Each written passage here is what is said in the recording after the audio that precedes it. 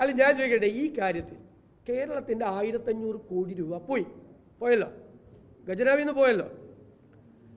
അതിന് പകരം എന്ത് കിട്ടുമെന്നാണ് പറഞ്ഞത്? 20 ലക്ഷം പേർക്ക് ഫ്രീ ഇൻ്റർനെറ്റ് സൗകര്യം കിട്ടുമെന്നാണ് പറഞ്ഞത്.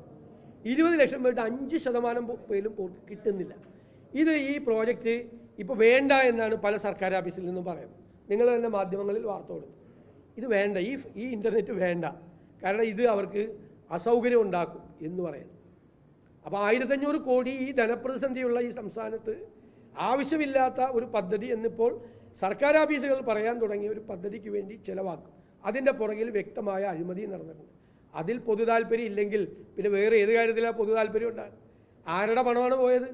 നിങ്ങളല്ല, നിങ്ങൾ കൊടുക്കുന്ന നികുതി പണമാണ് പോയത്. ഇവരുടെ ആരെയും വീട്ടിൽ നിന്ന് കൊടുത്തിരിക്കുന്ന സ്ഥലം വിറ്റ കാശല്ലല്ലോ 1500 കോടി കൊടുത്തേക്കണേ. അതാണ് പബ്ലിക് ഇൻട്രസ്റ്റ്. അത് കോടതിയെ ബോധ്യപ്പെടുത്തും. ഇതിൽ പബ്ലിക് ഇൻട്രസ്റ്റ് എന്താണ് എന്ന് ചോദിച്ചാൽ ഇതാണ് പബ്ലിക് ഇൻട്രസ്റ്റ്. അതിനേക്കാൾ വലിയ പബ്ലിക് ഇൻട്രസ്റ്റ് ഏതാ? അപ്പം ഞങ്ങളിങ്ങനെ നോക്കിയിരിക്കണോ? പ്രതിപക്ഷം ഈ 1500 കോടി സാധാരണക്കാരൻ്റെ പോക്കറ്റിലെ പണം ഇങ്ങനെ ഒഴുകിപ്പോകുന്നു, അഴിമതിയായി പോകുന്നു, റിസൾട്ട് ഉണ്ടാകുന്നില്ല, ഞങ്ങൾ ചിരിച്ചുകൊണ്ട് നിന്നാൽ മതിയാ? ഞങ്ങൾ നിയമസഭയ്ക്കകത്ത് ലാസ്റ്റ് റിസോർട്ടാണ് കോടതി പോയത്. നിയമസഭയ്ക്കകത്ത് പറഞ്ഞു ഇല്ലേ, നിയമസഭയ്ക്ക് പുറത്ത് ആരോപണം ഉന്നയിച്ചു. ഞങ്ങൾ കേരളത്തിലെ സെക്രട്ടേറിയറ്റ് 2 പ്രാവശ്യം ഉപരോധം ഏർപ്പെടുത്തി ഈ അഴിമതി അന്വേഷിക്കണമെന്ന് പറഞ്ഞു. ഇതെല്ലാം കൂടി ക്യാമറയല്ല. അതിനുശേഷം കേരളത്തിൽ എല്ലാ നിയോജക മണ്ഡലങ്ങളിലും വിചാരണ സദസ്സ് നടത്തി സമരം ചെയ്ത് ജനങ്ങളെ ബോധവാന്മാരാക്കി ഈ വിഷയങ്ങളെ പറഞ്ഞുകൊണ്ട്. എല്ലാം കഴിഞ്ഞിട്ടും ഒരു നടപടി എടുക്കില്ല, ഒന്നും ചെയ്യില്ല എന്ന് പറഞ്ഞപ്പോൾ ഈ അഴിമതിക്കാർക്കെതിരായിട്ട് അന്വേഷണം നടത്തണം എന്നാവശ്യപ്പെട്ട് ലാസ്റ്റ് റിസോർട്ടായിട്ട് കോടതി പോയി. ഇതിനകത്ത് പബ്ലിക് ഇൻട്രസ്റ്റ് എന്താണെന്ന് ചോദിച്ചാൽ ഇത് ഞാനും മുഖ്യമന്ത്രി പിണറായി വിജയനും തമ്മിലുള്ള അതിർത്തി തർക്കമല്ലല്ലോ. ഞങ്ങൾ അടുത്തടുത്ത് താമസിക്കുമ്പോൾ ഞങ്ങളുടെ വേലി കെട്ടിയിരിക്കുന്നത് ശരിയാണോ, പത്തലിട്ടിരിക്കുന്നത് ശരിയാണോ എന്നുള്ള ഞാനും മുഖ്യമന്ത്രി പിണറായി വിജയനും തമ്മിലുള്ള അതിർത്തി തർക്കം ആയിരുന്നെങ്കിൽ ഇതിൽ പൊതു താല്പര്യം ഇല്ല എന്ന് പറയാം. ഇത് നിങ്ങളുടെ കാശാണ്, ജനങ്ങളുടെ പണം. ആ ജനങ്ങളുടെ പണം അഴിമതി നടത്തി ദുരുപയോഗം ചെയ്തപ്പോൾ അതിനെ ചോദ്യം ചെയ്യുന്ന പൊതു താല്പര്യം തന്നെയാണ്. ഇത് കേരളത്തിൽ ഇത് തന്നെയല്ലേ, സ്ത്രീകൾക്കെതിരായി അല്ലാത്ത ആളുകൾക്കെതിരായി പ്രതിപക്ഷ നേതാക്കന്മാർക്ക് എതിരായിട്ടൊക്കെ സൈബർ ആക്രമണമാണ്. സൈബർ ഗുണ്ടകളല്ലേ, സൈബർ ഗുണ്ടകളാണ് സൈബർ ഇടങ്ങളിൽ. ഗവൺമെൻറ് പ്രോത്സാഹിപ്പിക്കുക. മുഖ്യമന്ത്രിക്കെതിരായിട്ട് ആരെങ്കിലും ഒരു പോസ്റ്റ് ഇട്ടാൽ അവരെ അറസ്റ്റ് ചെയ്യുകയും സസ്പെൻഡ് ചെയ്യുകയും ചെയ്യും. ഞങ്ങൾക്കെതിരായിട്ട് ആരെന്ത് പറഞ്ഞാലും കേസില്ല, അന്വേഷണം ഇല്ല.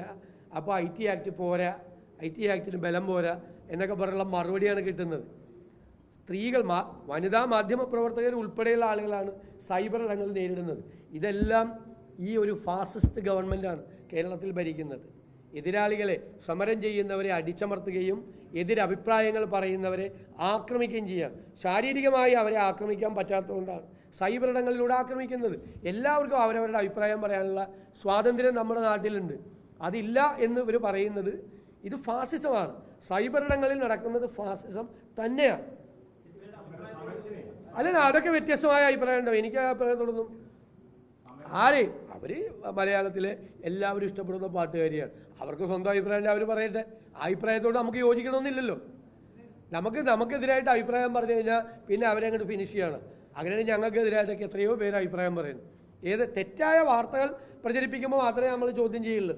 നമുക്കെതിരായിട്ട് നമ്മൾ പോരാ, നമ്മൾ കൊള്ളരുതാത്തവനാണ്, നമ്മൾ ദുഷ്ടനാണ്, അല്ലെങ്കിൽ നമ്മൾ കഴിവില്ലാത്ത ഒരാളാണ്, നമ്മൾ പ്രതീക്ഷയ്ക്കൊത്ത് ഉയർന്നില്ല എന്നൊക്കെ പറഞ്ഞ ആളുകൾ പല രീതിയിൽ ആക്ഷേപിക്കും. അതിനൊക്കെയുള്ള സ്വാതന്ത്ര്യം അവർക്കുണ്ട്.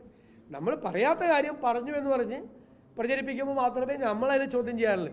അത് വിമർശിക്കുന്നത് എല്ലാവർക്കും സ്വാതന്ത്ര്യമുണ്ട്, വിമർശിക്കാൻ സ്വാതന്ത്ര്യമുണ്ട്. പ്രതിപക്ഷ നേതാവിനെതിരെ പറയും, മുഖ്യമന്ത്രിക്കെതിരെ പറയില്ല.